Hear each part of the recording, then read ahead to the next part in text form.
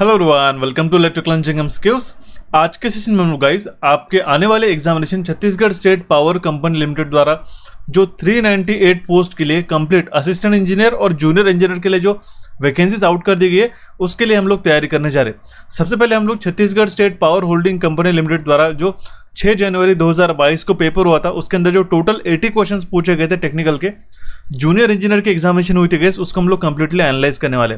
आपको पता ही होगा 5 जनवरी 2022 का पेपर मैंने पिछले सेशन में कवर कराया गया, जिसके अंदर हमने टोटल 80 क्वेश्चंस एक ही सेशन में कवर कराए थे। ओके, उसी तरीके से आज हम लोग 6 जनवरी 2022 का जो पेपर है पूरे के पूरे क्वेश्चंस हम लोग आज के सेशन में एनालाइज करने वाले। काफ़ी इंपॉर्टेंट रहने वाला है। अगर आप छत्तीसगढ़ स्टेट इलेक्ट्रिसिटी बोर्ड के लिए जनरेशन, ट्रांसमिशन या फिर डिस्कॉम, इन तीनों में से कोई भी पोस्ट के लिए आप तैयारी कर रहे हो तो आपको प्रीवियस ईयर पेपर जानना काफ़ी इंपॉर्टेंट रहेगा। ओके, सो बिना किसी देरी की शुरुआत करते गाइस, बट बिफोर दैट अगर आप इलेक्ट्रिकल इंजीनियरिंग एमसीक्यूज पे नए हो गाइस तो आप हमारे चैनल को सब्सक्राइब कीजिएगा।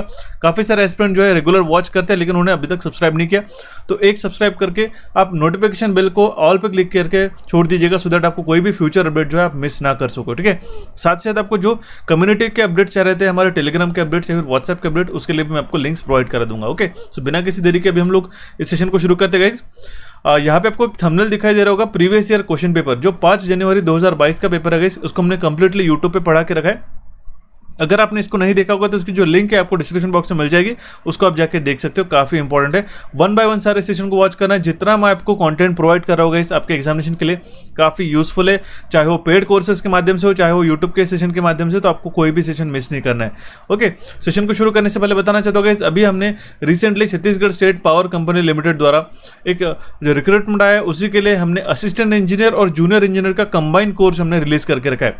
इसको इंट्रोडक्शन बताने से पहले बताना चाहता हूँ जितने भी एस्पिरेंट्स ने इसको ज्वाइन करके रखा है उनको कुछ क्वेरीज थी, मैं आपको बताना चाहता हूँ ये कोर्स अभी तक कंप्लीट नहीं हो चुका है। आप जितने भी इसमें सेशन दिखाई दे रहे हो ये कुछ ही सेशन अपलोड हो चुके, आने वाले समय के अंदर 1 से 1.5 महीने के अंदर कंप्लीट, बट एग्जामिनेशन के पहले आपका पूरा सिलेबस कवर कर दिया जाएगा। सारे सेशन रिकॉर्डेड रहने वाले, इसलिए आपको जितने भी एस्पिरेंट्स ने इसको ज्वाइन करके रखा है उनको बिल्कुल भी चिंता नहीं करनी कि कुछ ही सेशन आपको दिखाई दे रहे हैं। ठीक है, अराउंड जो हमारे पास में 15 to 20 सेशन दिखाई दे रहे हैं, उसके बावजूद भी और काफ़ी सारे सेशन जो है आपको अपलोड मिल जाएंगे एज पर योर सिलेबस। पूरा सिलेबस जो है असिस्टेंट इंजीनियर और जूनियर इंजीनियर के जो भी इंपॉर्टेंट टॉपिक्स होते हैं वो हम लोग यहाँ पे कवर करेंगे। देखिए होता क्या है, कुछ एई और जेई के जो सिलेबस है आपका कंबाइंड है, एडिशनली जो हमारे पास में टॉपिक्स लगते हैं वो आपको मैं सेपरेट फोल्डर्स में प्रोवाइड कर दूंगा। इसलिए आपको एक ही कोर्स को ज्वाइन करना है, कोई इस पर 2 कोर्सेज को आपको ज्वाइन करने की जरूरत नहीं। इंट्रोडक्टरी हमने प्राइस रखा गया 30 तारीख तक हम लोग इसका एक्सटेंड कर रहे हैं।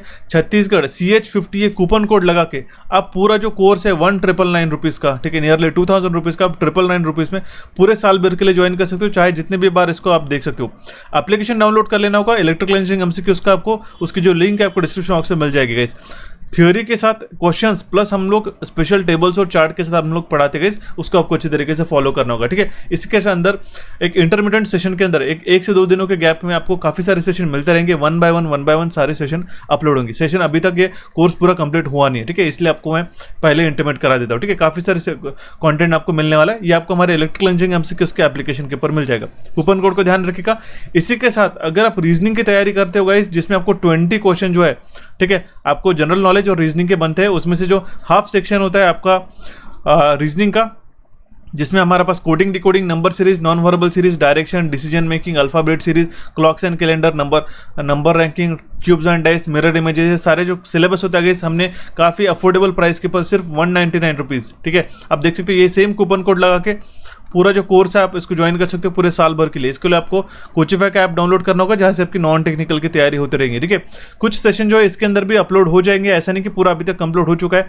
देखिएगा सब लोग प्रीवियसली सेशंस को एनालाइज करके आपको नया कंटेंट प्रोवाइड करते हैं, ऐसा नहीं कि सारे रिकॉर्डेड सेशन आपको इनिशियली प्रोवाइड कर दिया। ठीक है, 1 बाय 1 सारे सेशन इंपॉर्टेंट प्रोवाइड करते हैं। काफ़ी सारे इसके अंदर अराउंड 60-70% सेशन अपलोड हो चुके हैं। कुछ जो सेशन हो चुके सेशन है जैसे कि क्लॉक्स एंड कैलेंडर, ये सारे अपलोड होने के बाकी है 2 से 3। ठीक है, बाकी सारे आपका सेशन आप अभी भी जाके देख सकते हो दोनों भी कोर्सेज को। ओके, ये काफ़ी इंपॉर्टेंट है। अब इसके बाद जो रही बात आती है हमारी जीके की, उसके अंदर जो पॉलिटी वाला सेक्शन है ये हमारे जनरल नॉलेज के इस कोर्स के आपका कवर अप होते जाएगा, और छत्तीसगढ़ का आपका जो पूरा जीके है हम लोग एक ट्राई करें कि एक पूरे मैराथन लेके छत्तीसगढ़ जीके के ऊपर, जहाँ पे आपका जो सिलेबस होता है इस पूरा का पूरा छत्तीसगढ़ का जो जियोग्राफिकल कंडीशन है, सारी चीज़ें हम लोग एक ही मैराथन के अंदर यूट्यूब पे ही पढ़ा दें, ठीक है। तो जितने भी लोग चाहते हैं कि अगर आपको इस तरीके से जीके का कोर्स चाहिए या फिर जीके का पर्टिकुलर सेशन चाहिए तो मुझे ज़रूर बताइएगा, सो दैट आपकी 20 मार्क्स की भी प्रिपरेशन आपकी अच्छी तरीके से होते जाएंगी। तब तक आप इस जीके के कोर्स को ज्वाइन कर सकते हो सेम पूरे साल भर की वैलिडिटी के साथ। बाप्पा 50 इस कूपन कोड को लगा के आप इस कोर्स को ज्वाइन कर सकते हो। हिस्ट्री, ज्योग्राफी, पॉलिटी, आपकी सारी चीज़ें कवर अप होते जाएंगी। सभी मेजर टॉपिक इसके अंदर हमने इंक्लूड करके रखा है, आपके एसएससी एग्जामिनेशन के लिए भी काम में आता है। ओके, और साथ ही साथ एक अपडेट है, हमने व्हाट्सएप चैनल अभी हमने रिलीज कर दिया गया। इस दोनों की जो लिंक है कोचिफाई और इलेक्ट्रिकल इंजीनियरिंग एमसीक्यूज की आपको डिस्क्रिप्शन बॉक्स में मिल जाएगी, वहाँ से आप इसको ज्वाइन करके डेफिनेटली फायदा उठाएगा और रेगुलर अपडेट्स पाइएगा। ओके, सो अभी हम लोग बिना किसी देरी के सेशन को शुरू करते हैं और देखते हैं हमारा सबसे पहला क्वेश्चन 1 क्या कह रहा है, the resistance of the earthing electrode should be. अब देखिए अर्थिंग इलेक्ट्रोड का रेजिस्टेंस कितना होना चाहिए। अब जाहिर सी बात है, अगर हमारे पास लीकेज करंट फ्लो होता है, ठीक है, तो अर्थिंग रेजिस्टेंस कम से कम होना चाहिए, सो दैट हमारा जो अर्थिंग जो हमारा लीकेज करंट है, ठीक है, वो ह्यूमंस को तकलीफ ना पहुंचाते हुए सीधा सीधा ग्राउंड हो जाए। इसलिए इसका करेक्ट आंसर आ जाएगा हमारे पास option C, it should be very low, ठीक है। 1 to 5 ओम्स तक की उसका मिनिमम हमारे पास रेजिस्टेंस रहता है, स्पेसिफाइड वैल्यू रहती है, डिपेंड करते हैं कौन सा रेजिस्टेंस हम लोग यूज कर रहे हैं, ठीक है। बट इसका जो रेजिस्टेंस है हमारा कम ही होना चाहिए। ऑप्शन सी इसका करेक्ट आंसर आ जाता है गाइस। नेक्स्ट क्वेश्चन है हमारे पास में, फॉर अनलोडेड ट्रांसमिशन लाइन, अगर हमारा रिसीविंग एंड वोल्टेज जो है हाई है अगर हमारे सेंडिंग एंड वोल्टेज से, that means if the receiving end voltage is higher than the sending end voltage, मतलब कि क्या बताया गया, एक लॉन्ग ट्रांसमिशन लाइन है हमारे पास में, ठीक है। ये अगर हमारी लॉन्ग ट्रांसमिशन है, यहाँ पे सेंडिंग एंड वोल्टेज हो गया, यहाँ पे रिसीविंग एंड वोल्टेज हो गया। अगर मान लो हमारा जो रिसीविंग एंड वोल्टेज है सेंडिंग एंड वोल्टेज से ज़्यादा आ रहा है, ठीक है, हालांकि यहाँ पे अगर हम लोग मान लो 220 kV दे रहे हैं और यहाँ पे 220 पॉइंट समथिंग kV आ रहा है, ठीक है, मतलब थोड़ा सा ज़्यादा वोल्टेज मिल रहा है। जो ट्रांसमिशन लाइन है उसके ऊपर कोई भी लोडिंग नहीं किया गया, अनलोडेड लाइट है, ठीक है, अनलोडेड या फिर नो लोडेड, लाइटली लोडेड वो लाइन है। तो उस कंडीशन में जो हमारा रिसीविंग एंड वोल्टेज ज़्यादा मिलता है वो हमारे फेरेंटी इफेक्ट के कारण मिलता है, ठीक है। तो इसलिए इसका करेक्ट आंसर आ जाता है हमारे पास ऑप्शन बी। ये फेरेंटी इफेक्ट काफ़ी इंपॉर्टेंट है, जब भी हमारे पास में रिसीविंग एंड वोल्टेज ज़्यादा हो जाता है सेंडिंग एंड वोल्टेज से, तब हम लोग उस इफेक्ट को कहते हैं फेरेंटी इफेक्ट, ठीक है। Option B will be the correct answer. बढ़ते भी हमारे नेक्स्ट क्वेश्चन की ओर। 3 कैपेसिटर है, हर एक कैपेसिटेंस का जो वैल्यू है, ठीक है, वो है सी, उसको हमने सीरीज में जोड़ के रखा है, ठीक है। अब देखिए काफ़ी इंटरेस्टिंग और काफ़ी सिंपल सी इसकी टेक्निक है। तीनों का कैपेसिटेंस है सी, ठीक है, तो इसका इक्विवेलेंट कैपेसिटेंस अगर हम लोग बनाना चाहते हैं, ठीक है, इस तरीके से सिर्फ एक सिंगल कैपेसिटर से इसको रिप्लेस करना चाहेंगे तो कैपेसिटर कैसा बनेगा। अब देखिए इसके लिए काफ़ी सिंपल सा एक टेक्निक है। अगर 3 रेजिस्टेंस अगर आप सीरीज में जोड़ देते हैं, सबका वैल्यू आर आर आर है, तो टोटल रेजिस्टेंस हमारा कितना बनेगा, वो बनेगा हमारे पास 3R, ठीक है। 3 रेजिस्टेंस अगर हम लोग पैरेलल में जोड़ देते हैं, ठीक है, जिसका वैल्यू है सेम आर आर आर, तो इसका इक्विवेलेंट एक रेजिस्टेंस कैसा बनता है, काफी सिंपल है, R/3। जितने नंबर ऑफ रेजिस्टेंस है उससे आप डिवाइड कर सकते हो। सेम लॉजिक जो है उल्टा हमारे कैपेसिटेंस में अप्लाई होता है, ठीक है। अगर हमारे कैपेसिटेंस जो है, ठीक है, ये पैरेलल में कनेक्टेड रहते तब इसका जो है टोटल बन जाता है C+C, क्या हो जाएगा हमारे पास में 2C, ठीक है, ये हो गया। और अगर वो हमारे पास में सीरीज में जुड़े हुए रहते हैं, ठीक है, इस तरीके से समझिएगा, काफ़ी सिंपल है, सीरीज में जुड़े रहते हैं वो, ठीक है, तब इसका इक्विवेलेंट रहता है। अगर ये C है तो इसका इक्विवेलेंट कैपेसिटेंस कैसा बनेगा, C/2। अब 3 कैपेसिटेंस है तो हमारे पास फाइनल कैपेसिटेंस कितना बनेगा, C/3। Option B will be the correct answer in this case. Resistance का ध्यान में रखिएगा, बिल्कुल उल्टे उसी के उल्टा होता है, अपोजिट होता है हमारे कैपेसिटेंस का, ओके। ऑप्शन बी इसका करेक्ट आंसर आ जाता है। नेक्स्ट क्वेश्चन है, अगर एक प्योर इंडक्टर है, ठीक है, इसको हमने एसी सोर्स से कनेक्ट करके रखा है, एसी सोर्स से जोड़ के रखा है, तो हमारा जो करंट है वो लैग करता है, प्योर करंट लैग करते हैं हमारे वोल्टेजेस को कितने डिग्री से, तो वो 90 डिग्री से लैग करते गए, ठीक है। इससे आप समझ सकते हो फेजर डायग्राम से कि जो हमारा वोल्टेज है वो लीड कर रहा है, ठीक है, बाय 90 डिग्री, अगर हम लोग प्योर इंडक्टर है तो, ठीक है। ये इसलिए कह रहा हूँ। अब देखिए लैग लीड कैसे समझते हैं, जो डिप्लोमा के स्टूडेंट्स हैं उनको बताता हूँ। ये हमारा रेफरेंस एक्सिस है आई करंट, ठीक है, तो जो एंटी क्लॉकवाइज रोटेशन होता है, तो अभी देखिए वोल्टेज जो है ये आगे बढ़ रहा है, ठीक है, करंट इसके पीछे जा रहा है, ठीक है, ओके। एक ओमेगा से अगर हम लोग कंपेयर करते हैं, ठीक है, एंगुलर वेलोसिटी ओमेगा है इसमें, तो ठीक है। तो ये क्या हो रहा है कि इस वेवफॉर्म में भी अगर आपको समझ जा रहा है कि पहला जो है हमारा वोल्टेज लीड कर रहा है, करंट हमारा लैग कर रहा है, तो ये होता है हमारा प्योर इंडक्टर की केस में। ऑप्शन ए इसका करेक्ट आंसर आ जाता है। नेक्स्ट क्वेश्चन है हमारे पास बुलियन अलजेब्रा में, ठीक है, अगर ये कंडीशन है ए एंडेड विथ बी और विथ सी। अब देखिए डॉट को हम लोग एंड कहते हैं, ठीक है, प्लस को हम लोग और कहते गाइस, ठीक है, प्लस को हम लोग और कहते हैं। ए एंडेड विद बी, इसको हम लोग सिंप्लीफाई कैसे कैसे करेंगे गाइस, ठीक है, ए एंडेड विद बी और ये फिर से इसको सिंप्लीफाई हो जाएगा और with A ended with C. Option B will be the correct answer in this case. अगर आपको बुलियन लॉजिक को अच्छी तरीके से समझना होगा इस, तो हमने एप्लीकेशन पे इन्फोग्राफिक्स करके फोल्डर बनाया है, उसके अंदर हमने इसी तरीके से सेशंस, इसी तरीके से छोटे छोटे इंपॉर्टेंट फार्मूलाज के जो चार्ट्स होते हैं हम लोग आपको प्रोवाइड करके रखे, ठीक है, वहाँ पे आप जाके देख सकते हो। छोटे एकदम नीचे रहेगा आपको इन्फोग्राफिक्स का फोल्डर, ठीक है, वहाँ से आप जो है बुलियन लॉजिक्स को जाके पढ़ सकते हो गाइस, जिसके अंदर हमारे पास डी मॉर्गन्स लॉ हो गया, पहला थ्योरम, सेकंड थ्योरम, इसमें से एक क्वेश्चन डेफिनेटली पूछेगा इस साल, ध्यान में रखिएगा, जिसमें और laws, and laws, distributive laws हो गया, कम्यूटेटिव लॉज, एसोसिएटिव लॉज, सारे लॉज हमने एक ही जगह डाल के रखे। इसको जरूर फायदा कीजिएगा गाइस, इसको अच्छी तरीके से पढ़ना होगा। फिलहाल इस क्वेश्चन का करेक्ट आंसर था हमारा ऑप्शन बी। बढ़ते भी हमारे नेक्स्ट क्वेश्चन की ओर। क्वेश्चन काफी सिंपल है, ध्यान दीजिएगा। अ chopper is connected from a source terminal voltage of 220 volt, ठीक है, एक जो चॉपर है जिसका सोर्स टर्मिनल वोल्टेज है 220 वोल्ट। अगर हमारा लोड वोल्टेज जो है उसका जो आउटपुट वेवफॉर्म है वो रेक्टेंगुलर पल्स है, 1 मिलीसेकंड की, टोटल ड्यूरेशन है हमारे पास में 5 मिलीसेकंड का, तो हमारा एवरेज वोल्टेज कितना होगा इस लोड वोल्टेज का हमें पूछा गया गाइस। काफ़ी सिंपल है, मैं बता देता हूँ किस तरीके से आपको ये करना होगा। अल्फा जो होता है, अल्फा होता है हमारे पास में ड्यूटी रेशियो, ठीक है, ये होता है हमारे पास में टी ऑन, ध्यान दीजिएगा, T on divide by T. T on मतलब कितने समय के लिए वो शुरू रहता है, वो 1 मिलीसेकंड के लिए, टोटल टाइम है हमारे पास में 5 मिलीसेकंड्स के लिए, ठीक है, तो 1/5 हमारा अल्फा का वैल्यू आ गया।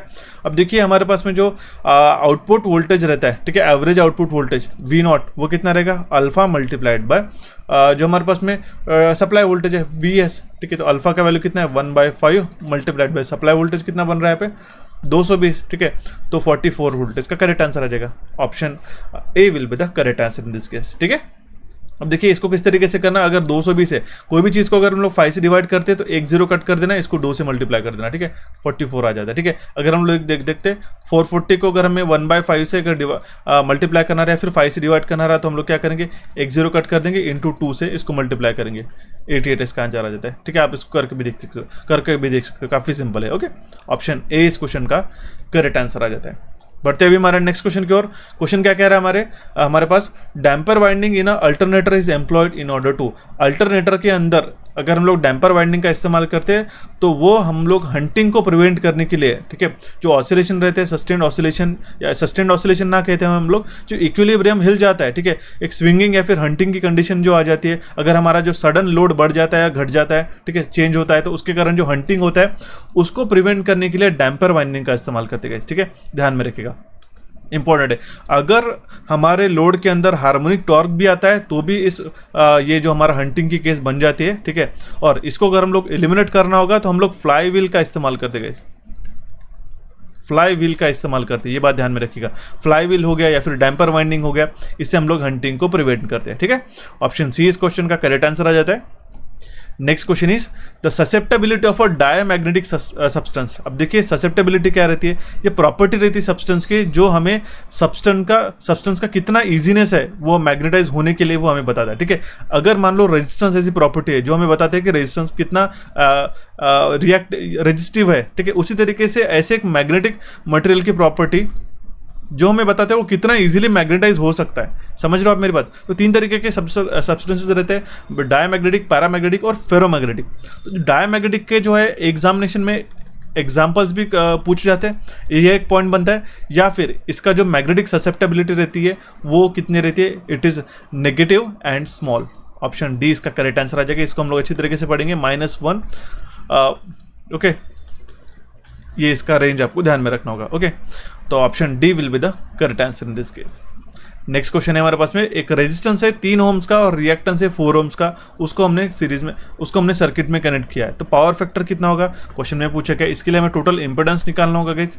इंपेडेंस किस तरह से निकालेंगे, Z will be equals to R² plus X², √ऑफ R। रेजिस्टेंस का वैल्यू कितना है हमारे पास में 3² प्लस X², X का वैल्यू कितना है 4², ठीक है। √ऑफ 3² का कितना, √ऑफ 3² मतलब हो जाएगा 9 और 4² हो जाएगा 16, ठीक है। यहाँ पे आ जाएगा 25, √ऑफ 25 मतलब कितना आता है 5 ओम्स हमारे पास में इंपेडेंस का वैल्यू है। क्या cos phi को पावर फैक्टर जिसको हम लोग कहते हैं किस तरीके से निकालते हैं, इसका सिंपल शॉर्टकट फॉर्मूला होता है, वो होता है R/Z।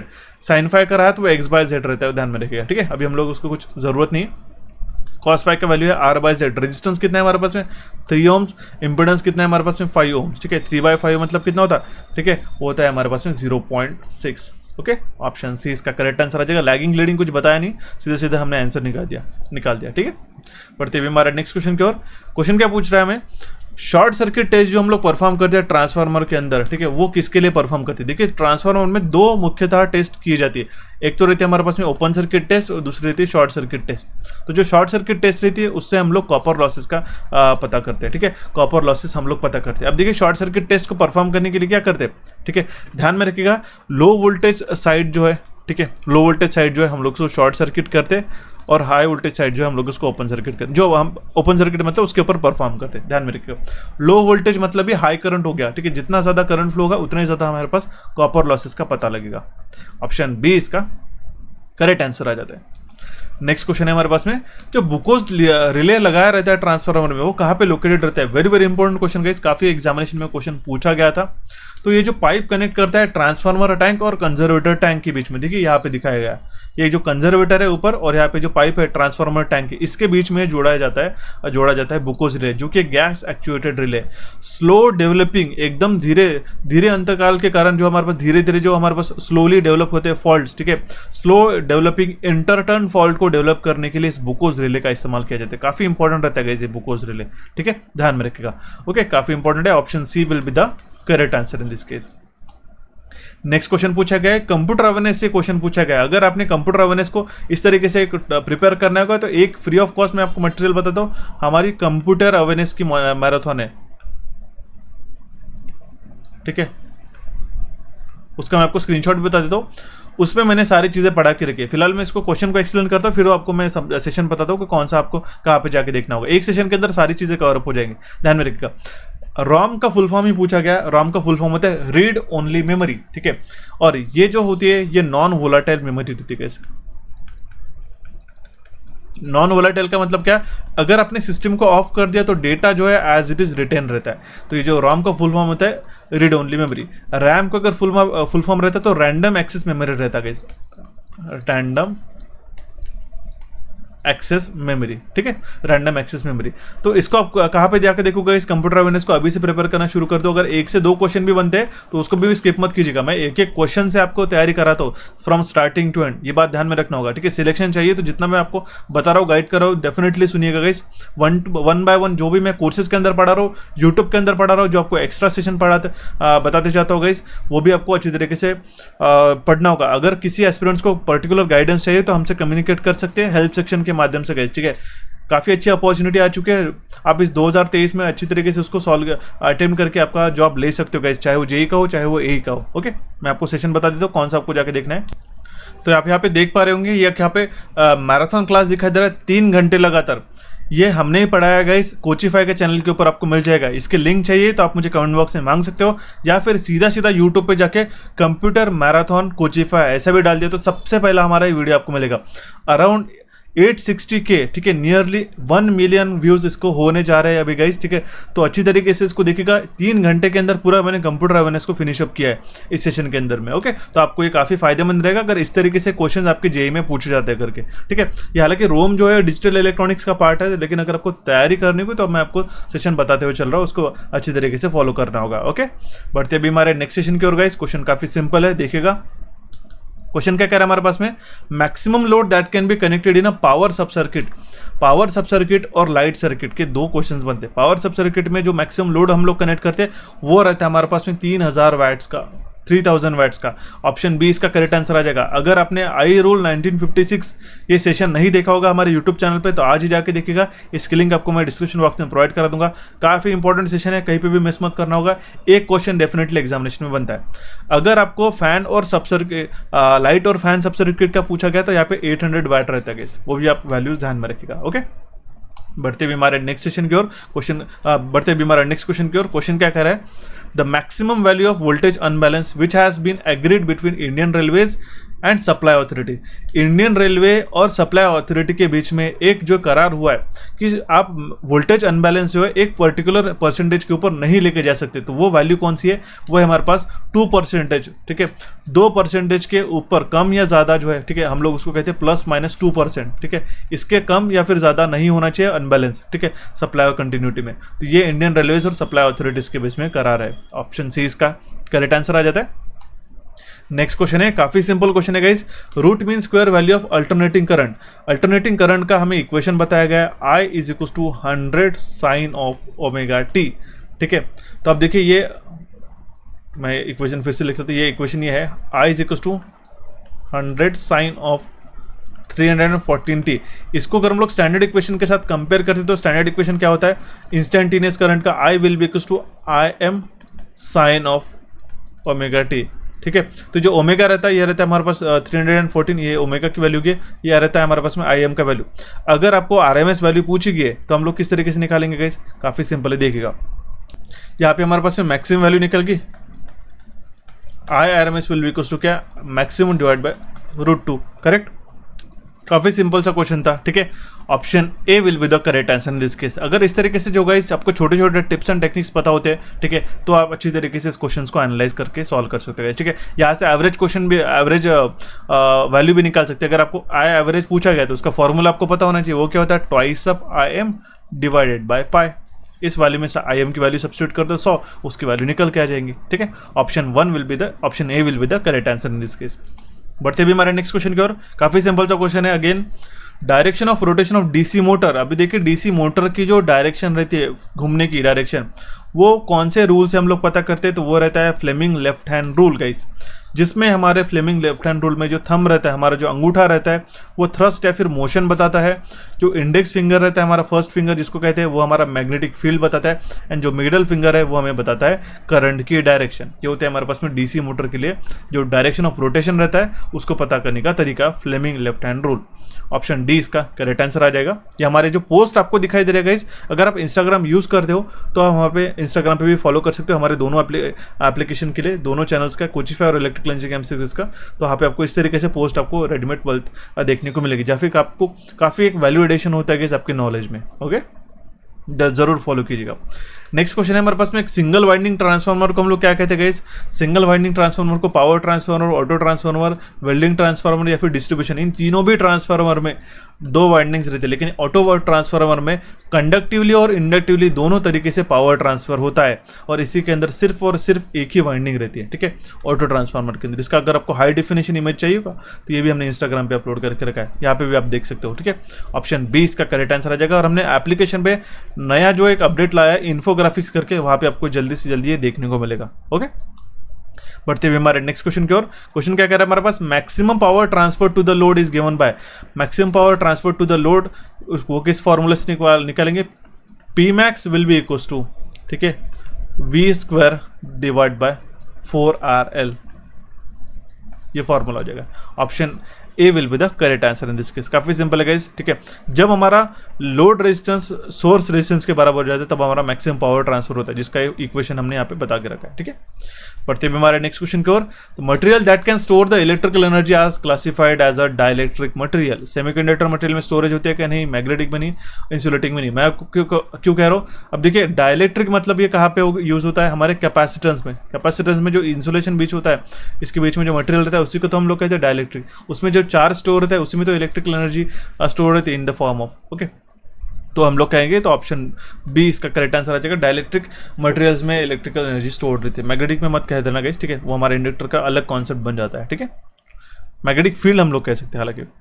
नेक्स्ट क्वेश्चन हमारे पास पूछा गया इल्यूमिनेशन से, काफ़ी सिंपल सा क्वेश्चन है।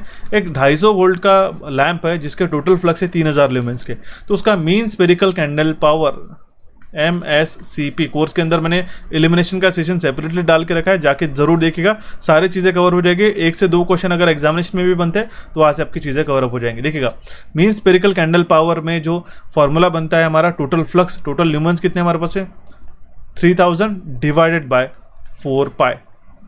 ठीक है, डिवाइड बाय 4 पाई ये हमारा हो जाएगा। ठीक है, 3000 डिवाइड बाय 4 पाई या था हमारा इसका वैल्यू 238.73 एग्जैक्ट मैंने कैलकुलेटर से निकाल के बताया। अप्रॉक्सीमेट 240 इसका करेंट आंसर आप मार्क कर सकते हो, ठीक है। Option A will be the correct answer in this case, ठीक है, क्योंकि इन्होंने अप्रॉक्सीमेट वैल्यू नहीं बताई, इन्होंने अप्रॉक्सीमेट वैल्यू बताई तो हम लोग उसी के साथ जाएंगे। ऑप्शन ए इसका करेक्ट आंसर है। Next question is which wiring system provide a long life to wiring, ठीक है। अगर आपके घर पे वायरिंग अंडरग्राउंड है तो अंडरग्राउंड वायरिंग को हम लोग क्या कहते हैं, कंड्यूट वायरिंग, ठीक है। कंड्यूट मतलब क्या, इस तरीके से पाइप रहता है और यहाँ पे हमारे पास बॉक्स इंटरनली बॉक्स जो है जब हम लोग घर बनवाते हैं ना उसी के अंदर फिक्स किया जाता है। वो जो वायरिंग के स्ट्रक्चर रहता है, अगर हम लोग इसके ऊपर दीवार लगा देते तो ये बाहर हमें दिखाई नहीं देता, तो हमने कंड्यूट के अंदर वायर्स को कैरी फॉरवर्ड करते हैं और यहाँ पे हम लोग स्विचेस लगाते हैं, करेक्ट। तो ये जो वायरिंग रहता है उसको हम लोग कहते हैं कंड्यूट टाइप ऑफ वायरिंग, और ये लॉन्ग लाइफ प्रोवाइड कराती है, ठीक है, क्योंकि वायर जो है बाहरी एटमॉस्फेयर में एक्सपोज नहीं रहते। ऑप्शन बी इसका करेक्ट आंसर आ जाता है। नेक्स्ट क्वेश्चन हमारे पास में एक 8085 माइक्रो प्रोसेसर में कितने एड्रेस लाइन्स होती है गाइस, ठीक है। तो एड्रेस लाइन की बात करें तो 8085 में हमारे पास रहते हैं 16 एड्रेस बसेस, ओके। 8086 में हमारे पास रहते हैं 20 गाइस, ध्यान में रखिएगा। ऑप्शन ए इसका करेक्ट आंसर आ जाता है। नेक्स्ट क्वेश्चन है हमारे पास में हाइड्रो पावर प्लांट के अंदर in a hydro power plant dash is used in a hydro power plant to discharge surplus water on the downstream side of a dam.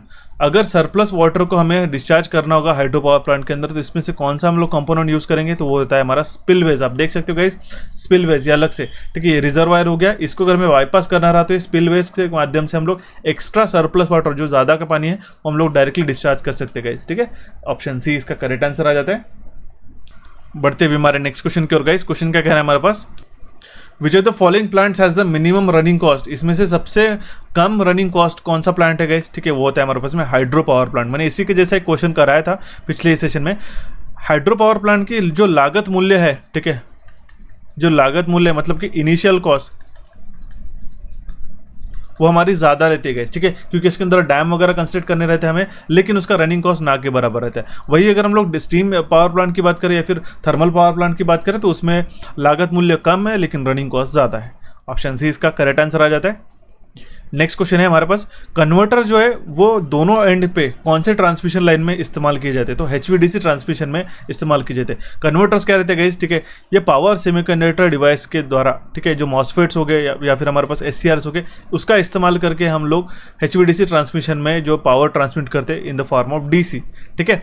तो कन्वर्टर और ये देखिए यहाँ पे सेंडिंग एंड पे और रिसीविंग एंड पे जो कन्वर्जन होता है रेक्टिफायर एज अ इन्वर्टर और एज अ इन्वर्टर, तो कौन से एंगल पे होता है ये आपको ध्यान में रखना रहेगा, ठीक है। ये इसको हम लोग अच्छी तरीके से डिटेल में पढ़ेंगे, लेकिन काफ़ी सिंपल है। कन्वर्टर का इस्तेमाल किया जाता है HVDC ट्रांसमिशन में, हाई वोल्टेज DC ट्रांसमिशन में।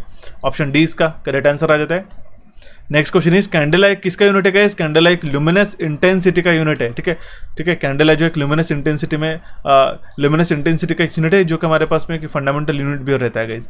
ऑप्शन ए इसका करेक्ट आंसर आ जाता है। Next question is with increase in temperature the resistance of the metal will dash. अगर हमारा टेम्परेचर बढ़ जाता है तो जो रेजिस्टेंस है मेटल का वो भी हमारा इंक्रीज हो जाएगा गाइस, ठीक है। ध्यान में रखना होगा जो नंबर डेंसिटी रहता है एंड फ्री इलेक्ट्रॉन्स की वो इंडिपेंडेंट रहती है टेम्परेचर की, और जैसे हमारा टेम्परेचर बढ़ता है वैसे हमारा थर्मल स्पीड जो रहती है इलेक्ट्रॉन्स की वो बढ़ जाती है, और हमारा जो वाइब्रेशन रहेगा इस मेटल आयन का वो भी हमारा बढ़ जाता है। बट काफ़ी सिंपल से ध्यान में रखना होगा, अगर हमारा टेम्परेचर बढ़ जाता है तो रेजिस्टेंस जो है इस मेटल का वो हमारा बढ़ जाएगा, ठीक है।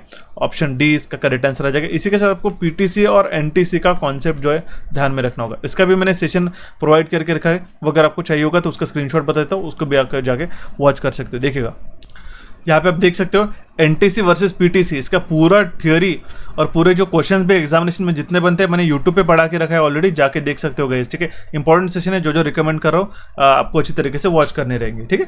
बढ़ते हुए हमारे नेक्स्ट क्वेश्चन की ओर गाइस, क्वेश्चन क्या है हमारे पास, the energy stored in a inductive coil is a 2 joules when the current of 2 ampere 0.2 ampere is established in it, self inductance in the coil will be dash. इसका correct answer मुझे comment box में comment कीजिएगा, as a homework की तरह दे रहा हूँ, ठीक है।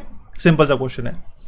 नेक्स्ट क्वेश्चन पूछा गया था, which of the following is classified as a symmetrical fault. जो LLLG, ठीक है, LLG फॉल्ट होता है, सिमेट्रिकल फॉल्ट होता है। उसी का मतलब क्या है, लाइन टू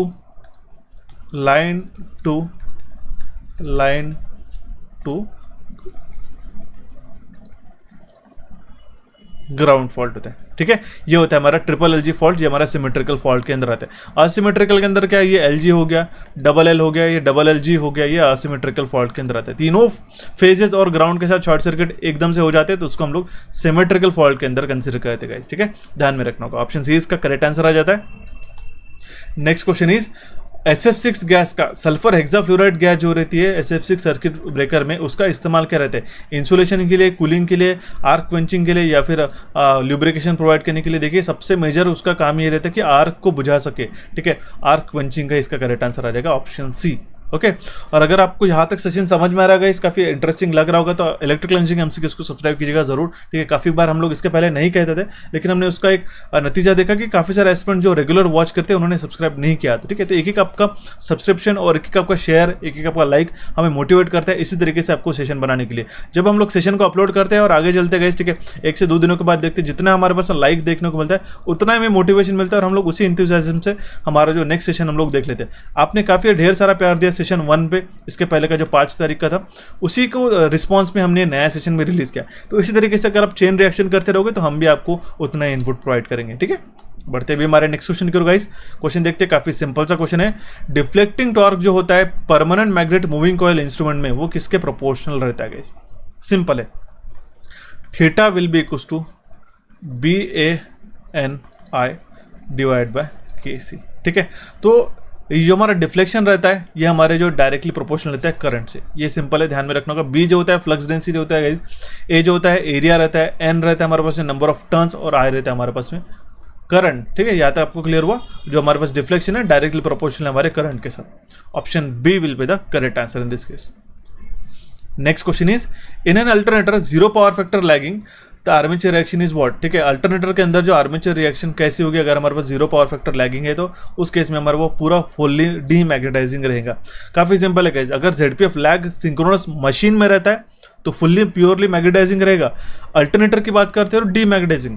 अल्टरनेटर और सिंक्रोनस मशीन में फर्क है। अल्टरनेटर क्या करता है? जनरेट करता है इलेक्ट्रिसिटी गाइस, ठीक है। सिंक्रोनस मशीन क्या करते हैं?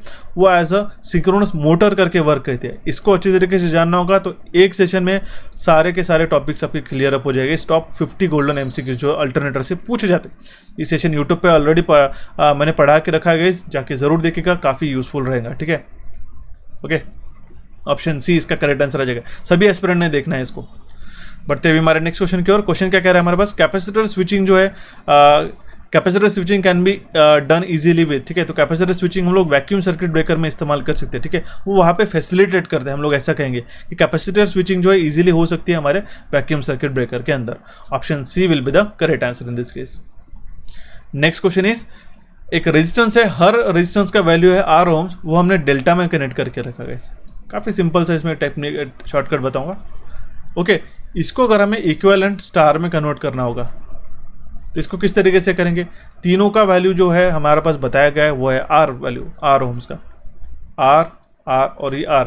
इसको अगर हमें कन्वर्ट करना होगा डेल्टा में, ओके, ये हमारे पास डेल्टा में, हमें स्टार में कनेक्ट करना है। ओके, तो डेल्टा टू स्टार कन्वर्ट करने के लिए हम लोग इसको क्या करेंगे गाइस, ठीक है। डेल्टा टू स्टार अगर हमें कन्वर्ट करना है तो हम लोग इसको 1/3 से मल्टीप्लाई करेंगे।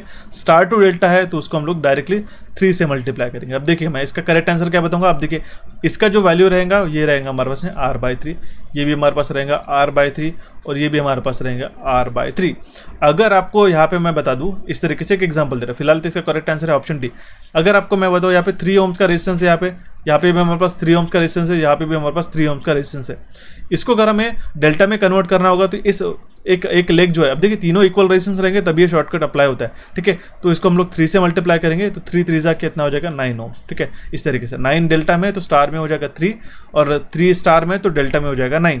Option D will be the correct answer in this case. काफी सिंपल सा क्वेश्चन था। बढ़ते हुए हमारे नेक्स्ट क्वेश्चन की ओर।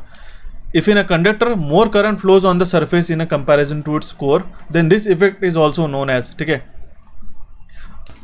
क्वेश्चन में क्या करें? If in a conductor more current flows on the surface in comparison to its core, this effect is known as। अब देखिए मैं कोर को ड्रॉ कर देता हूँ। ये हो गया हमारे पास में कोर, ओके, ये केबल हो गया मान लो, ठीक है, या फिर एक हमारा कंडक्टर हो गया, मेटालिक कंडक्टर, ठीक है। तो यहाँ पे ये जो पोर्शन होता है ये होता है हमारे पास में कोर और ये होता है इसका आउटर, ये होता है सरफेस, राइट। ओके, यहाँ पे क्या बताया, अगर मैक्सिमम हमारा जो करंट जो फ्लो होता है ये आउटर सरफेस से फ्लो होता है, ठीक है, तो उस केस में हम लोग कहेंगे वो हमारे पास स्किन इफेक्ट यहाँ पे वो हमारा होता है। ये प्रीडोमिनेंट रहता है हमारे पास में एसी के अंदर कि जो हमारे पास में एसी करंट रहता है ये आउटर सरफेस के ऊपर से फ्लो होना शुरू कर देता है। लेकिन अगर हमारे पास में जो डीसी, अगर हम लोग डीसी करंट की बात करते हैं तो ये जनरली इनर कोर जो रहता है वो यूटिलाइज करता है, ध्यान में रखना होगा। ऑप्शन डी इसका करेक्ट आंसर आ जाता है। Next question is LVDT. LVDT का फुल फॉर्म क्या होता है? Linear variable differential transformer. LVDT का जो कोर है किसका बना रहता है? वो सॉफ्ट आयन का बना रहता है, ठीक है। एलवीडीटी का जो कोर रहता है ये सॉफ्ट आयन का बना रहता है। ये हमारे पास में कोर, ये आपको एलवीडीटी सेंसर आप यहाँ पे देख सकते हो guys. Option B will be the correct answer in this case. Next question is the function of a steel wire in a ACSR conductor is to ACSR aluminium conductor steel reinforce conductor जो होता है उसमें जो steel wire का function रहता है, ठीक है, उसका क्या फंक्शन रहेगा? अब देखिए ACSR कंडक्टर कुछ इस तरीके से रहते हैं, देखिएगा ये कुछ इस तरीके से, ठीक है। तो जो सेंट्रल कोर रहता है ये हमारा स्टील का बना रहता है, ठीक है। ACSR का फुल फॉर्म क्या होता है? Aluminium conductor steel reinforcing. और ये जो ऊपर के जो कंडक्टर्स रहते हैं ये हमारे स्टील के रहते, ये हमारे एल्यूमिनियम के रहते हैं, ठीक है। ये हमें कंडक्टिविटी प्रोवाइड करने के लिए ज़्यादा ये रहता है क्योंकि स्टील से ज़्यादा कंडक्टिविटी एल्यूमिनियम की है, ओके। लेकिन यहाँ पे जो बीच का एल्यूमिनियम ये स्टील जो रहता है ये हमें मैकेनिकल स्टेबिलिटी प्रोवाइड करता है इस पूरे कंडक्टर को, ओके, ACSR कंडक्टर को। ऑप्शन ए इसका करेक्ट आंसर आ जाएगा, to provide additional mechanical strength. Next question is inverter का फंक्शन बताया गया है। इस इन्वर्टर क्या करता है? Direct current to alternating current convert करता है। जस्ट लाइक रेक्टिफायर क्या करता है हमारे पास में? अल्टरनेटिंग करंट टू हमारे पास में डायरेक्ट करंट कन्वर्ट करता है, राइट। उसी तरीके से inverter DC to AC convert करने के लिए यूज होता है। ऑप्शन डी इसका करेक्ट आंसर आ जाता है। Next question is in a 3 input NAND gate, 3 input NAND gate में जो नंबर ऑफ स्टेट्स रहेंगे जहाँ पे आउटपुट 1 रहेगा, ये कितना नैंड ऐसी कौन सी कंडीशंस रहेंगी जहाँ पे 3 इनपुट नैंड गेट में जहाँ पे आउटपुट 1 रहेगा, इससे कितनी स्टेट्स बनेंगी? तो वो हमारी 7 स्टेट बनेंगे। क्यों, मैं आपको बता देता हूँ।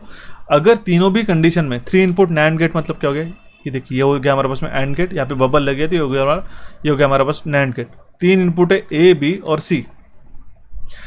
नैंड गेट का ट्रूथ टेबल अगर हम लोग निकालते हैं बेसिक से,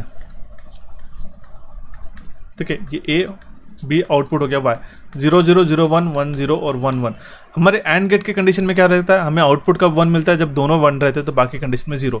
उसी के उल्टा जो हमारे नैंड गेट के कंडीशन में होता है, अगर हमारे पास आउटपुट 0 0 है तो हमारा 1 मिलेगा, 0 1 है तो 1 मिलेगा, 1 0 है तो 1, और 1 1 है तो हमारे पास में आउटपुट जो 0 मिलता है। उसी तरीके से अगर हमारे पास जब तीनों 1 हो जाएंगे तभी हमारा जो है आउटपुट 0 मिलेगा, लेकिन बाकी सारे कंडीशंस के लिए हमारे पास जो आउटपुट हमें देखने को मिलेगा इट इज़ 1। तो ऐसे कितने कंडीशन है हमारे पास में? 1 2 3 4 5 6 और 7 कंडीशन में हमारे पास नंबर ऑफ स्टेट है जहाँ पे आउटपुट 1 है, वो हमारे पास 7 कंडीशंस। तो option C will be the correct answer in this. ये जो 1 डॉट वगैरह है ना, ये ऑप्शन सी, हालांकि इसको एलिमिनेट कीजिएगा।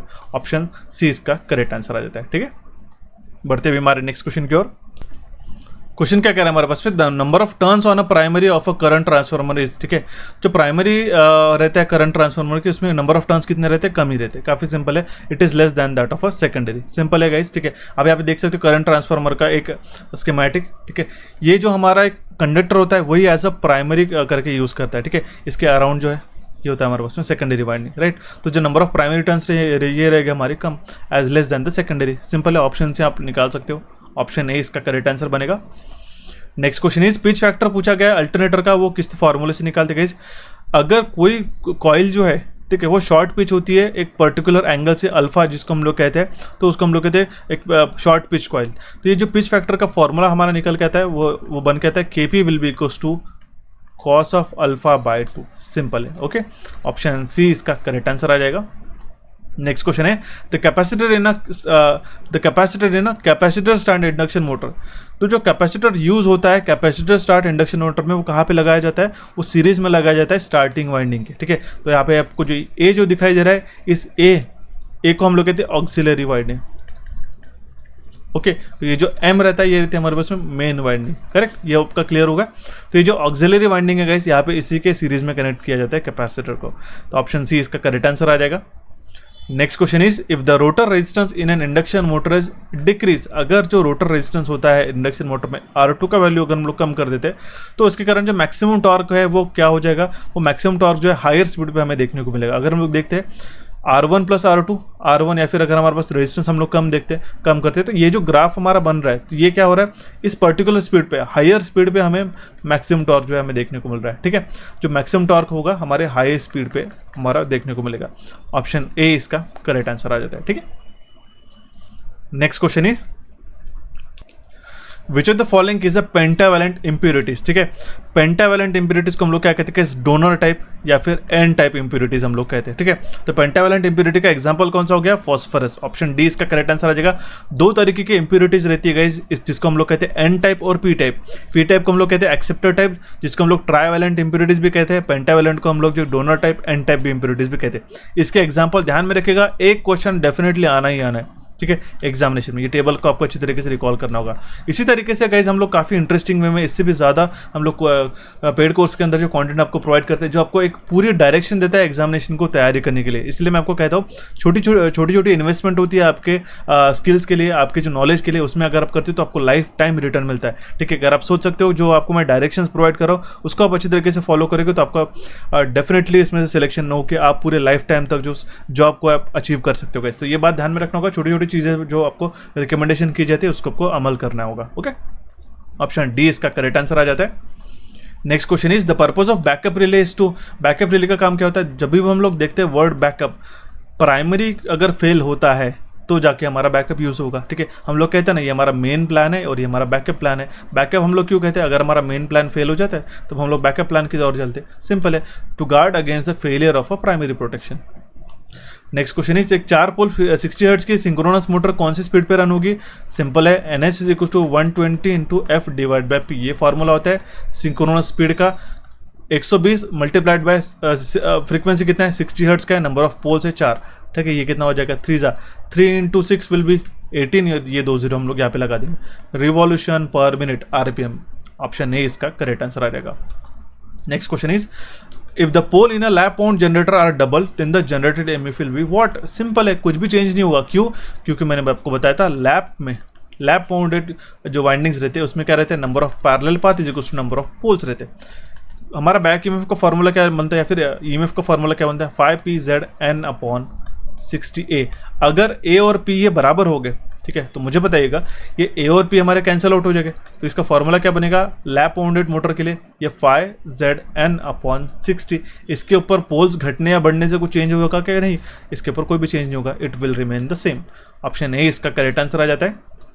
Next question is the practical value of alpha in a transistor. अब देखिए अल्फा क्या होता है, ये होता है हमारे पास कॉमन बेस करंट का, कॉमन बेस कॉन्फ़िगरेशन में जो चेंज होता है, हमारा करंट गेन होता है, उसको हम लोग कहते हैं अल्फा। ये रहता है ratio of change in collector current to change in emitter current, ये इसका रेशियो बनता है। इसका वैल्यू जो है जनरली ये हमारे 0.85 से लेकर 0.99 के बीच में रेंज करता है, लेस देन 1 ही रहता है बेसिकली, ध्यान में रखना होगा। बीटा का वैल्यू क्या रहेगा, इसका रेशियो किसका है, मुझे कमेंट बॉक्स में कमेंट करके बताइएगा। नेक्स्ट क्वेश्चन की ओर बढ़ते हैं। नेक्स्ट क्वेश्चन क्या कह रहा है हमारे पास में, विच of the following is reduced by laminating the core of a transformer. Transformer के कोर को लैमिनेट करते हैं तो हम लोग एडी करंट लॉस को कम करते गए।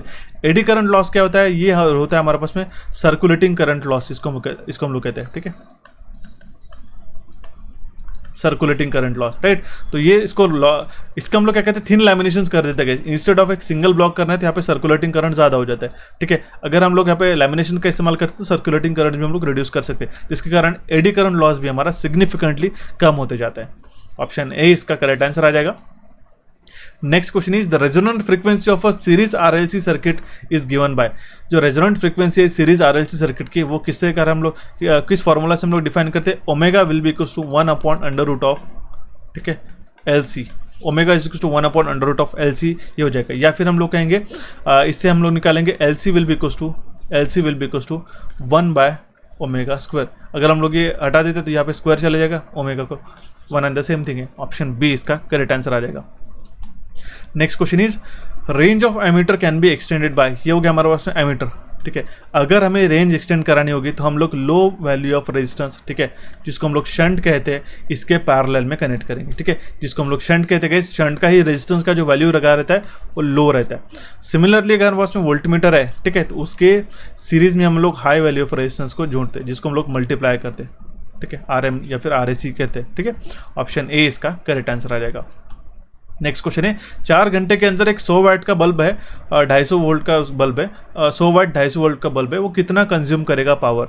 सिंपल है गाइस, काफ़ी आसानी से मैं आपको करेक्ट आंसर भी बताता हूँ, एज अ होमवर्क करके भी मैं आपको बता देता हूँ। इसका करेक्ट आंसर मुझे कमेंट बॉक्स में कमेंट करके चलिएगा। सिंपल है, एनर्जी क्या होती है गाइस, पावर को कितने समय के लिए यूज़ कर रहे हैं, ठीक है, वो होती है हमारी एनर्जी, वाट आवर में इसको हम लोग कैलकुलेट करते हैं, ठीक है।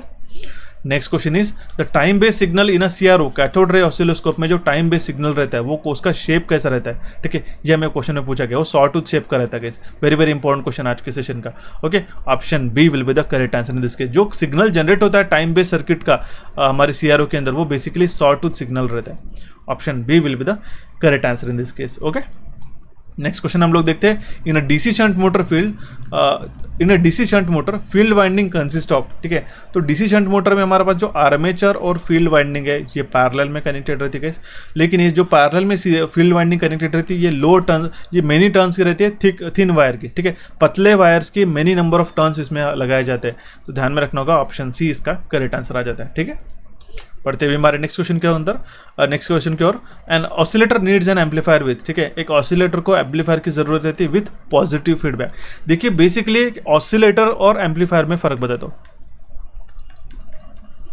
ऑसिलेटर और एम्पलीफायर में मैं फर्क बताता हूँ। वो क्या होता है, एम्पलीफायर को बेसिक सोर्स की रिक्वायरमेंट रहती है, ठीक है, सेम वे में वर्क करता है, लेकिन एम्पलीफायर को इनपुट की रिक्वायरमेंट रहती है, ठीक है। वही ऑसिलेटर जो एक सस्टेन्ड ऑसिलेशन क्रिएट करते हैं हमारे बिना किसी इनपुट सोर्स के, तो यही आपको ध्यान में रखना होगा बेसिक। और जो हमारा फीडबैक यहाँ पे हमारा लगाया जाता है वो पॉजिटिव फीडबैक रहता है, ठीक है, एम्पलीफायर में। ऑप्शन बी इसका करेक्ट आंसर आ जाता है। Next question is MERS price system जो है कौन से प्रोटेक्शन के लिए इस्तेमाल की जाती है, ट्रांसफार्मर और अल्टरनेटर के प्रोटेक्शन के लिए मर्स प्राइस प्रोटेक्शन का इस्तेमाल किया जाता है, ठीक है, वेरी वेरी इंपॉर्टेंट। इस मर्स प्राइस प्रोटेक्शन को ही हम लोग क्या कहते हैं, ठीक है, याद करो, डिफरेंशियल प्रोटेक्शन, डिफरेंशियल प्रोटेक्शन करके कहते हैं। Option A will be the correct answer in this case. Next question is forbidden energy gap पूछी गई जर्मेनियम की और सिलिकॉन की आपको पता होनी चाहिए। जर्मेनियम की अगर पूछी गई तो वो रहती है हमारे पास 0.72 या फिर हमारे पास 0.785 वगैरह रहते हैं, वो 7 के करीबन रहते हैं। सिलिकॉन की वैल्यू रहती है 1.21, ये दोनों भी वैल्यूज ध्यान में रखिएगा। Next question is the instrument use to measure the electric current is, electric current को मेजर करने के लिए कौन सा इंस्ट्रूमेंट इस्तेमाल किया जाता है, तो वो होता है हमारे पास में एमीटर। ऑप्शन डी इसका करेक्ट आंसर आ जाएगा। एमीटर के माध्यम से हम लोग इलेक्ट्रिक करंट को जो है मेजर करते हैं। सिंपल सा क्वेश्चन था guys. Next question is the resistance of an ammeter as compare to the voltmeter is what, ठीक है, जो एमीटर का रेजिस्टेंस है हमारा लो रहता है guys as compare to the voltmeter. क्यों, क्योंकि अगर हम लोग बात करते हैं, ये हो गया हमारे पास एमीटर, इसका इंटरनल रेजिस्टेंस हमारा जितना लो रहेगा, ठीक है, उतना ही ज़्यादा इसमें से करंट फ्लो होगा, राइट। और अगर हम वोल्ट मीटर की बात करते हैं तो जितना हमारा ज़्यादा रेजिस्टेंस रहेगा उतना ही इसमें से करंट डाइवर्ट होगा गाइस, ठीक है, टू द वेरियस लोड। तो हमें एक्चुअल वोल्टेज मेजर करना रहता है अक्रॉस द वोल्ट मीटर, इसीलिए हमारा रेजिस्टेंस ज़्यादा रहता है। और इसमें से अगर हम लोग एमीटर की बात करते हैं तो इसमें से हमें करंट मेजर करना रहता है, तो इसलिए इसका जो रेजिस्टेंस है कम से कम रहता है ताकि मैक्सिमम करंट उसमें से फ्लो हो सके। ऑप्शन बी इसका करेक्ट आंसर आ जाता है। Next question is insulation resistance को मेजर करने के लिए कौन सा डिवाइस इस्तेमाल किया जाता है, मेगर को, जो इंसुलेशन रेजिस्टेंस को मेजर करने के लिए यूज किया है, मेगा ओम्स में रेजिस्टेंस मेजर करता है वो गाइस, ठीक है। ऑप्शन डी इसका करेक्ट आंसर आ जाता है। Next question is dash instruments directly shows the instantaneous value of the electrical quantity at the time when it is being measured, ठीक है, तो जो इंडिकेटिंग इंस्ट्रूमेंट्स रहता है वो हमें सिर्फ उस टाइम की, उस दौर के, अगर हमने इस सेकंड पे, अगर हमने एक पॉइंट पे हमने मेजर करना शुरू किया तो वो हमारा इंडिकेटिंग वैल्यू ही बताएगा, ठीक है। वो इंडिकेटिंग बेसिकली इंडिकेटिंग इंस्ट्रूमेंट हमें बताता है इंस्टेंटेनियस वैल्यू उस इलेक्ट्रिकल क्वांटिटी की। कोई भी समय पे अगर आप रोक के उस टाइम पे अगर आप वोल्टेज मेजर करते तो उस टाइम पे जो मेजर किया गया वोल्टेज रहेगा वो रहेगा हमारे पास में इंस्टेंटेनियस वैल्यू। इंस्टेंटेनियस वोल्टेज रहो या फिर इंस्टेंटेनियस करंट रहो, ठीक है, one and the same thing. Option B इसका करेक्ट आंसर आ जाता है। Next question is the function of a transformer is to dash, transformer का फंक्शन क्या रहता है, हमारे एसी वोल्टेज लेवल को चेंज कर सके। Option A will be the correct answer. Next question is in a power transformer, in a power system 3 phase 4 wire system हम लोग जनरली सेकेंडरी डिस्ट्रीब्यूशन में इस्तेमाल करते हैं। 3 फेजेज और फोर्थ वायर हमारा रहता है न्यूट्रल का, जिसके कारण हमारे घरों में बिजली आती है। एक फेज हम लोग लेते हैं और एक न्यूट्रल वायर लेते हैं, ऐसे 3 फेजेस रहते हैं और एक न्यूट्रल रहता है, ठीक है। तीनों फेजेस में से RYB में से कोई भी एक फेज लिया जाता है और एक न्यूट्रल हम लोग घर को कनेक्ट करते हैं। सिंपल है, सेकेंडरी डिस्ट्रीब्यूशन में ये सिस्टम यूज की जाती है। नेक्स्ट क्वेश्चन हमारे पास में सेकेंडरी करंट जो रहता है ट्रांसफार्मर में, बेसिकली क्या बोला गया, the secondary of a current transformer it should B, देखिए सेकेंडरी करंट नहीं कह रहा, सेकेंडरी वाइंडिंग जो रहती है करंट ट्रांसफार्मर में, हमने जल्दबाजी में ऐसा पढ़ा, जो सेकेंडरी वाइंडिंग रहती है करंट ट्रांसफार्मर में हम लोग कभी भी ओपन सर्किटेड नहीं करते गए। ये आपको प्रिकॉशंस पता होनी चाहिए, क्योंकि जो सेकेंडरी वाइंडिंग में है मोर नंबर ऑफ टर्न्स रहते हैं, ठीक है, और वो काफ़ी पतले टर्न्स रहते हैं, ठीक है। और अगर हम लोग इसको ओपन सर्किट करते, जनरली शॉर्ट सर्किट रखते हैं, ठीक है। अगर हम लोग ओपन सर्किट करते तो इसमें कोर सैचुरेशन बढ़ जाएगा, इतना वोल्टेज हमारा इंड्यूस हो जाएगा, सो दैट करंट ट्रांसफार्मर जो है वो हमारा डैमेज हो सकता है, ठीक है, उस केस में, ठीक है। तो वो हमारे डैमेज को बचाने के लिए हम लोग उसको कभी भी ओपन सर्किटेड नहीं रखते, सिंपल है। नेक्स्ट क्वेश्चन है हमारे पास में guys, in induction motor when slip is 1, अगर इंडक्शन मोटर में हमारी स्लिप की वैल्यू 1 होती है तो जो रोटर स्पीड है वो कितनी हो जाएगी, वो 0 हो जाएगी। क्यों? काफ़ी सिंपल है, स्लिप का वैल्यू कितना रहता है, ns minus nr divide by ns, ठीक है। अगर ये स्लिप का वैल्यू हमारा 1 होता है, ठीक है, तो हम लोग हमारा कहेंगे कि जो रोटर स्पीड है वो हमारी 0 है। Option B will be the correct answer in this case. Next question is two's complement पूछा गया है बाइनरी नंबर 11001 का। इसके लिए सबसे पहले हमें वंस कॉम्प्लीमेंट निकालना रहता है। वंस कॉम्प्लीमेंट हम लोग किस तरीके से निकालेंगे, सभी वंस को 0 और 0 को 1 कर देंगे। देखिएगा सिंपल है, 0 0 1 1 0। टूज कॉम्प्लीमेंट निकालना होगा तो इसके सबसे लीस्ट सिग्निफिकेंट बिट में इसमें 1 ऐड कर देंगे, 0 + 1 1 1 1 0 0। सिंपल है, option C will be the correct answer in this case, ठीक है। नेक्स्ट क्वेश्चन हमें पूछा गया है मैक्सिमम डिमांड जो है प्लांट के ऊपर है 100 किलोवाट की, अगर लोड फैक्टर है 0.4 का, तो हमें टोटल एनर्जी कितनी जनरेट हुई है पूरे साल भर में वो हमें निकालनी है। इसके लिए आपको जो लोड फैक्टर का फॉर्मूला होता है वो आपको पता होना चाहिए। वो क्या होता है हमारे उसमें, average load multiplied by time divide by, basically average load upon maximum demand ही होता है, हम लोग इसको टाइम से मल्टीप्लाई करते हैं क्योंकि पूरे साल भर के लिए पूछी गई। ओके, तो इसमें हम लोग लोड फैक्टर का वैल्यू हमारे पास पता है जो कि हमारे पास 0.4, ठीक है। देखिए यहाँ से लिख लेता हूँ, 0.4 इज इक्वल्स टू, हमें एनर्जी निकालनी है तो ई एज इट इज रखेंगे डिवाइड बाय 100 इंटू 100 इंटू 10⁻³ से मल्टीप्लाई करेंगे क्योंकि 100 किलोवाट का है वैल्यू, इंटू पूरे साल भर में कितने दिन रहते हैं, 365 दिन 24 घंटे, ठीक है। इससे अगर आप वैल्यूज निकालें तो आपका जो आंसर निकल के आता है वो आता है 35, देखिए इसका आंसर निकल के आता है 350400 kilowatt hour. Option D will be the correct answer in this case. अगर आपको 2 मार्क्स चाहिए तो ये सेशन जाके देख लो यूट्यूब पे, आपको डेफिनेटली हर एक एग्जामिनेशन में यहाँ से क्वेश्चन देखने को मिलेगा। ये क्वेश्चन रहते हैं हमारे इकोनॉमिक्स ऑफ पावर जनरेशन के, जिसमें हमारे पास diversity factor, load factor, demand factor, ये सारे फैक्टर्स मैंने पढ़ा के रखे हैं, ठीक है। नेक्स्ट क्वेश्चन इज, और इसके एडवांस में और अभी हमने जो रिसेंटली, हालांकि हमने इसको रिकॉर्ड करके यूट्यूब पर डाल दिया, लेकिन इसके एडवांस में जितने भी अभी रिसेंटली क्वेश्चंस बने और एडवांस हमारे पास जो कॉन्सेप्ट हमने कोर्स के अंदर पढ़ा के रखे, तो उसको भी मिस मत कीजिएगा गाइस। छोटी छोटी चीज़ें मैंने काफ़ी डिटेल में पढ़ाई है वहाँ पे, ठीक है। नेक्स्ट क्वेश्चन है हमारे पास में बाइनरी नंबर 1011 का इक्विवेलेंट ऑक्टल नंबर क्या होगा। ये एज अ होमवर्क की तरह दे रहा हूँ आपको, डेफिनेटली अटेम्प्ट करना है, कहीं पे भी मिस नहीं करना है। कहाँ से सॉल्व करोगे, कोचिफाई पे हमने नंबर सिस्टम का सेशन पढ़ा के रखा है। आपको decimal to octal, octal to binary, binary to decimal, octal to hexadecimal, जो 4 नंबर सिस्टम रहती है हमारे पास, any base to any base conversion आपको इस सेशन से जाके पढ़ना होगा, ठीक है। 20 मिनट्स का सेशन है, एक क्वेश्चन यहाँ से आपको जरूर दिलाएगा एग्जामिनेशन में, तो इसको मिस मत कीजिएगा, ओके। और इसका करेक्ट आंसर भी मुझे कमेंट बॉक्स में कमेंट करना है आपको, ऐसा नहीं कि छोड़ देना है, ओके। नेक्स्ट क्वेश्चन है हमारा, जो स्पीड टाइम कर्व रहता है वो इंस्टेंटेनियस स्पीड बताता है ट्रेन की, वो किस में बताता है, किलोमीटर पर आवर में बताता है। जो स्पीड टाइम कर्व में हमारा जो इंस्टेंटेनियस स्पीड रहती है एक पॉइंट पे, इंस्टेंटेनियस मतलब हमने यहाँ पे देख लिया, इस पॉइंट पे देख लिया, कोई भी पॉइंट हो गया, तो ये स्पीड किस में रहेगी, किलोमीटर पर आवर में। टाइम रहेगा वो सेकंड्स में रहेगा, ध्यान में रखना होगा, ओके।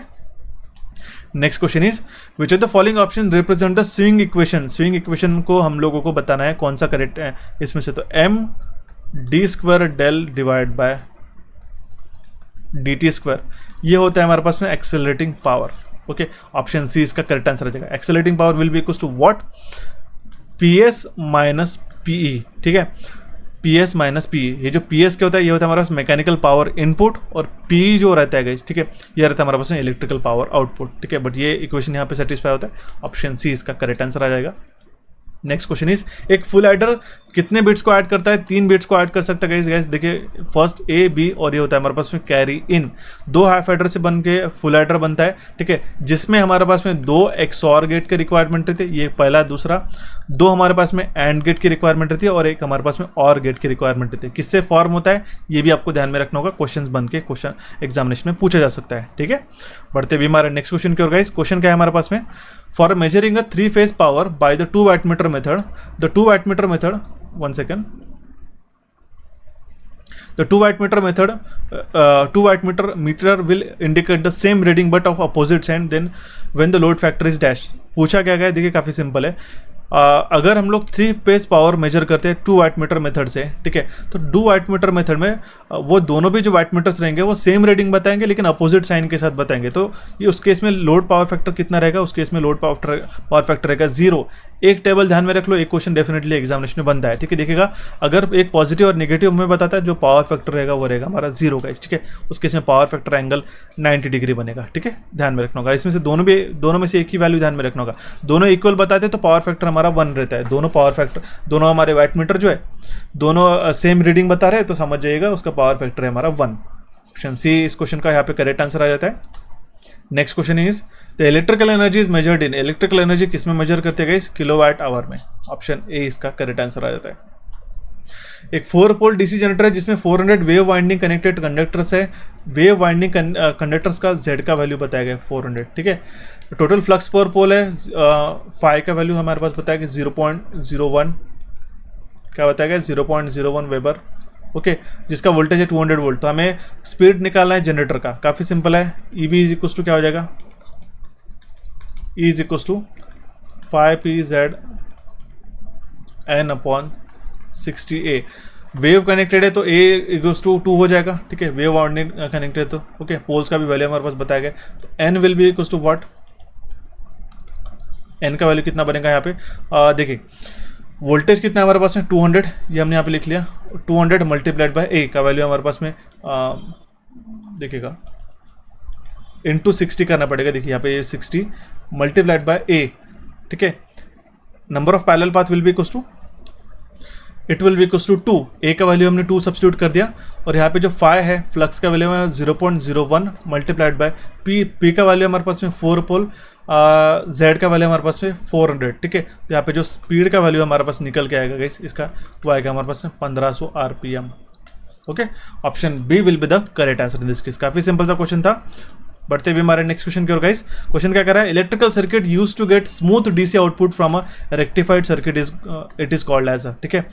जो अगर हम लोग ऐसा, इसमें से कौन सा इलेक्ट्रिकल सर्किट है जिससे हम लोग स्मूथ डीसी आउटपुट फॉर्म कर सकते हैं रेक्टिफाइड सर्किट से, तो वो होता है हमारे पास फिल्टर गाइस, ठीक है। देखिए फिल्टर में क्या होता है, अगर हम लोग देखते हैं हमारे पास जो डीसी वेवफॉर्म है, अगर हमारे पास पल्सेटिंग है, ठीक है, तो एक फिल्टर लगा देते हैं, एक बेसिक कैपेसिटेंस हम लोग लगा दिए, तो इस तरीके से हमारे पास एक नियर टू डीसी वेवफॉर्म हम लोग जनरेट कर सकते हैं। ऑप्शन ए इसका करेक्ट आंसर आ जाएगा। Next question is dash is an active transducer. जो थर्मोकपल होता है हमारा एक एक्टिव ट्रांसड्यूसर है गाइस, ठीक है, क्योंकि हम लोग उसको थर्मो इलेक्ट्रिकल थर्मोमीटर के नाम पे जानते हैं guys, thermo electrical thermometer, okay, जो कि ऐसा डिवाइस है जिसमें हम लोग दो हमारे पास डिसिमिलर मेटल्स कनेक्टेड रहते हैं, ठीक है, आयन और यहाँ पे कॉपर, जैसे कि एग्जांपल के तौर पे मान लो। वो थर्मोकपल क्या प्रोड्यूस करता है, टेम्परेचर डिपेंडेंट वोल्टेज जो है इस जंक्शन के अक्रॉस में प्रोड्यूस करता है अगर यहाँ पे हम लोग इसको हीट करते तो, ठीक है, कोई भी मेथड से। तो ये जो थर्मोकपल जो है एज अ टेम्परेचर सेंसर करके यूज होता है और वो हमारा एक एक्टिव ट्रांसड्यूसर है। क्यों एक्टिव है, क्योंकि हमारा वोल्टेज प्रोड्यूस कर रहा है, ठीक है। Next question is relative permeability का यूनिट कितना होता है। रिलेटिव परमेबिलिटी बोलो तो समझ जाइएगा कि इसका कोई भी यूनिट नहीं है। ऑप्शन डी इसका correct answer, it has no unit.